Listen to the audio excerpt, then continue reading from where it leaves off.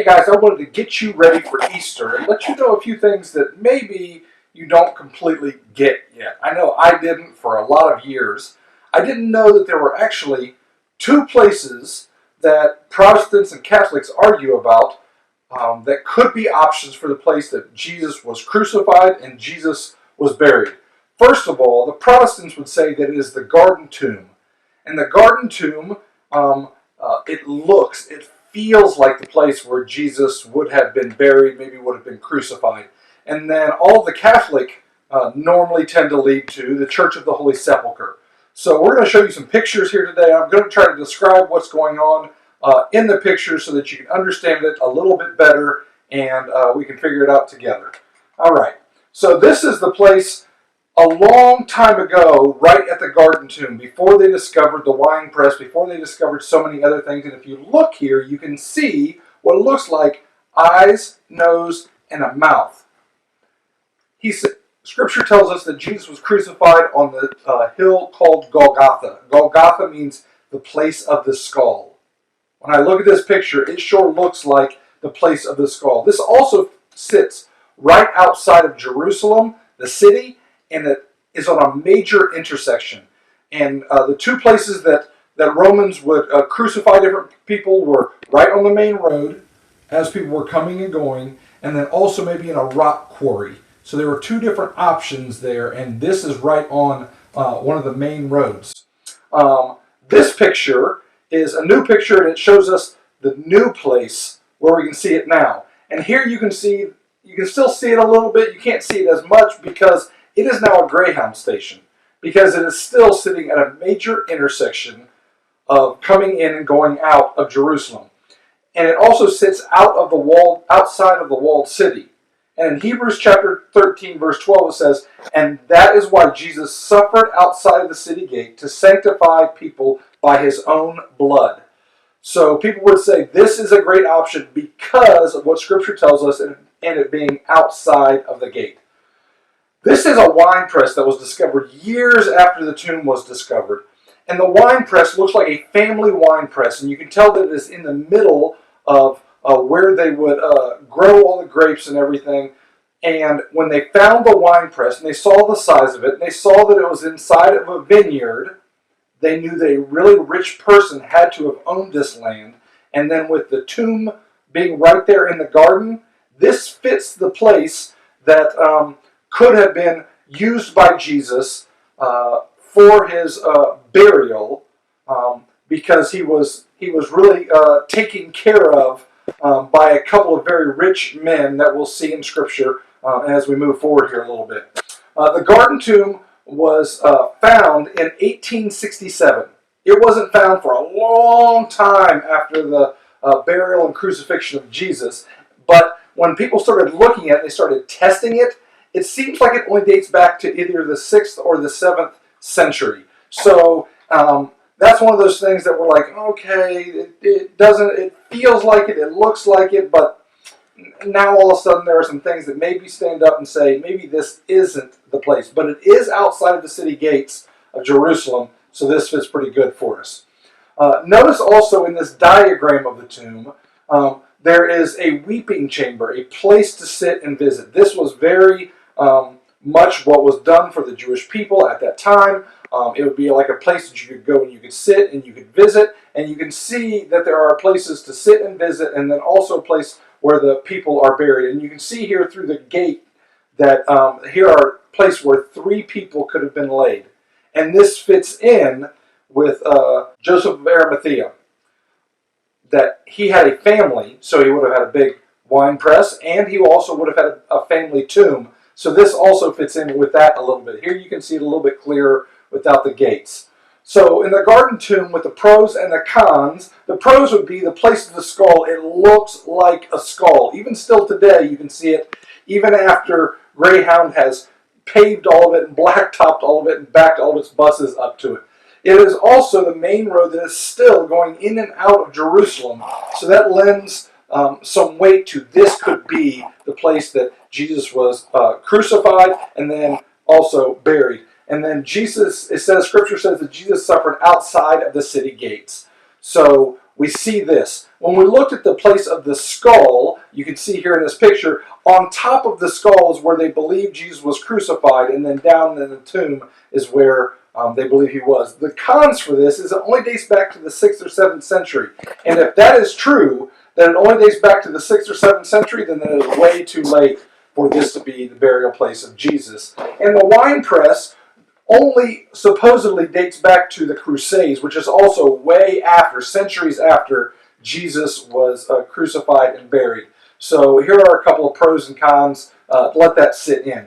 The Church of the Holy Sepulcher, this is what most Catholics believe, and it is still the oldest church in existence that is still used as a church still today.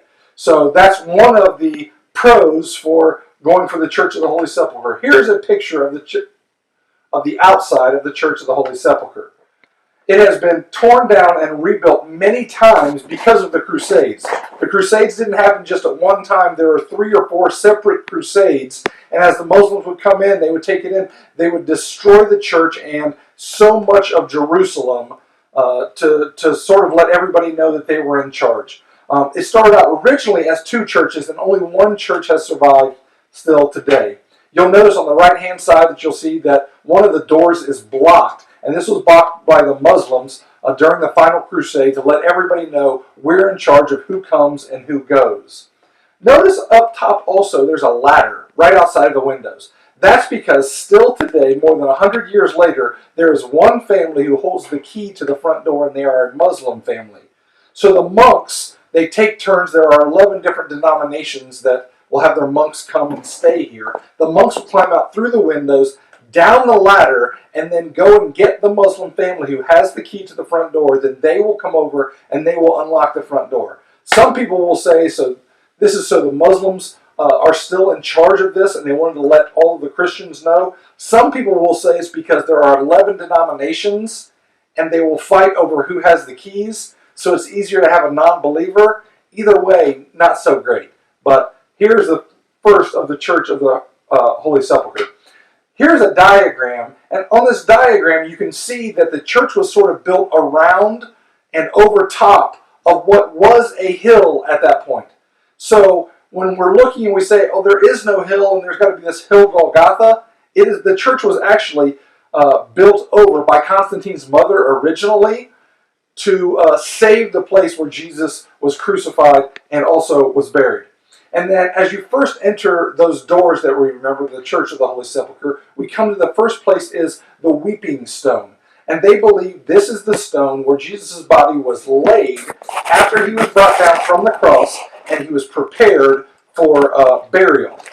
It is between the hill of crucifixion or Calvary and then also the tomb.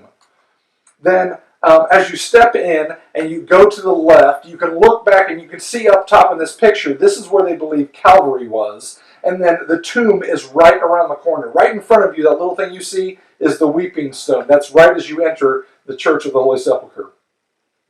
This is the tomb that inside it they believe where Jesus' body was actually buried. During the Crusades, the actual mountain was destroyed, and the cave inside of which they believed Jesus' body was buried was also destroyed.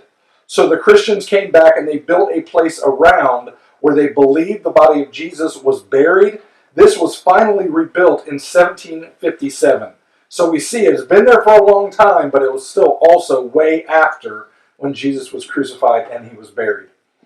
Just to the left or behind the place where they believe Jesus was buried, we run into a very small room, and they have this Syrian chapel here you can see in this picture. And in this is one of the places that the Syrian church comes in, and they get to have their own chapel. All along the walls there are these different crosses, and they notice they are Crusader crosses. If you see them, there are just hundreds of them. Then on the opposite side of the room of this Syrian altar, you see the entrance to the tomb, and here's the entrance to the tombs. And as you climb in this entrance, it is a very small, you have to crawl in, or I have to crawl in, but there's also a place for 3 bodies again, which again fits with this is the tomb where Joseph of Arimathea would have had and would have saved for his family.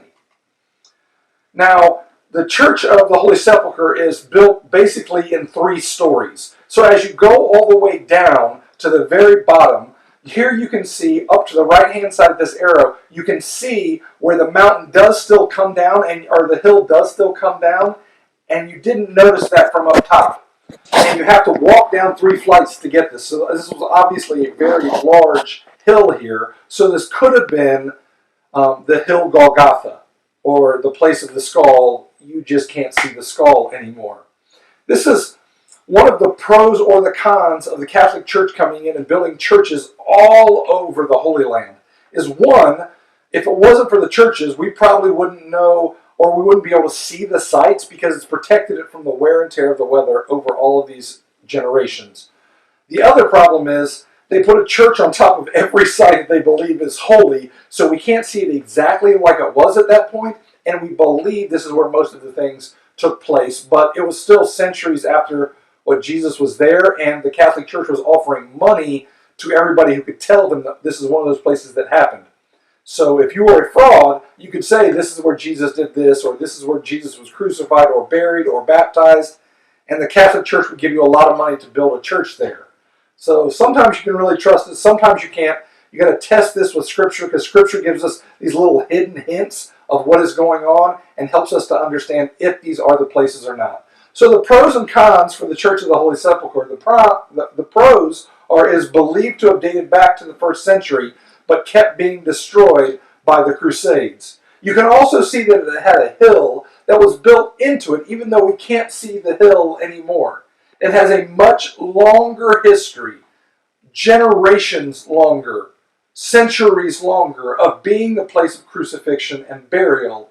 And when the first time that I was there, I've been over to Jerusalem and to Israel twice now. The first time that I was there, when I walked in, there was something very special about the place. Very holy, very emotional. I don't know, but there was just this feel of the place that something very spiritual had happened here. So that fits for me. I don't know so much about you. The cons is it's hard to see the hill outside the church. There is no hill anymore. So we can't see the hill Golgotha. We can't see that it is Calvary. It's built into the church if it's there, but outside there is no hill anymore. You can't see a skull to see if it was Golgotha, or were there 2 places that sort of look like the skull and we don't know about it. And finally, the tomb of Jesus isn't inside of a cave. It's sitting inside of a church. Now, when you go through there, you can see it is actually part of a cave, and it is actually part of a hillside or a mountain or whatever it might be. But you're still standing inside of a church, so it feels sort of odd. So I wanted to give you 2 options here for where it could be. You've got the Garden Tomb, which is outside of the city gates and really looks like the place, or feels like the place, that this should have happened.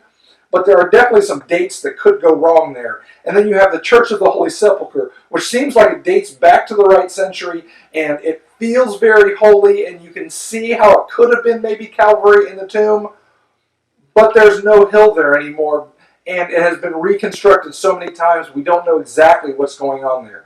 So I wanted to give you, during this Easter week, as you prepare for Easter, a little better understanding of what's going on with the crucifixion of Jesus and the burial of Jesus.